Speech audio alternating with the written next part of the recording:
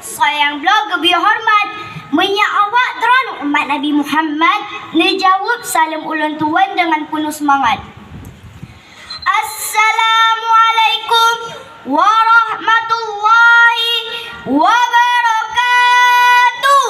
Waalaikumsalam warahmatullahi wabarakatuh. Alhamdulillahi rabbil alamin wal akibatu lil muttaqin wala udwana 'ala zalimin. Amma ba'du.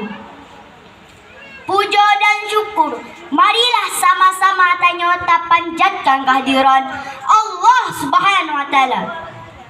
Yang kibarnya Allah Subhanahu wa taala kalau keciptakan 7 peta langit dan 7 peta bumi serta isinya. Dan yang kibarnya Allah Subhanahu wa taala kalau keciptakan tanya manusia yang bermacam-macam bagau. Nah yang putih dan yang hitam. Salawat dan salam marilah sama-sama tanya sanjung sajikan kepangkuan baginda Nabi besar Muhammad sallallahu alaihi wasallam. Yang kibarnya Nabi Muhammad sallallahu alaihi wasallam kalau gebah tanya dari alam jahiliyah ke alam Islamiah, dari alam penuh kebodohan ke alam lain rupa. Penghormatan kufon ulun tuan kepada Kepala Ikula SD Cendikia dan penghormatan kedua ulun tuan kepada hadirin hadirat yang kala berkumpul ba'ura yang berbahagianya. Dan penghormatan kelak ulun tuan kepada dewan juri yang kala menilai ulun tuan seadil-adil mungkin. Dan penghormatan yang paling istimewa ulun tuan kepada panitia-panitia yang kala menyiapkan acaranya dengan penuh semangat. Hadirin hadirat yang dirahmati Allah, tujuan ulun tuan dan ina, ulun tuan gak bahas sebuah mata acara yang berjudul Amal Ma'ruf Nahi Mungkar.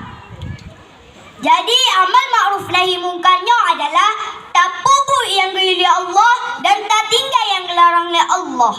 Pesat gaya yang gaya oleh Allah, gaya semayang 5 waktu si urang si malam, gaya jabat bagi yang mantang dalam pendidikan. Ulun tuan mana temanyangnya? Pak ina madum na semayang? Nah, alhamdulillah. Semayang sebuah penuh rakaat. Wah. Menyana semayang sebuah pasti nak tepu. Watan semayang sebuah nak baca nak kunut rakan-rakan. Nah betul.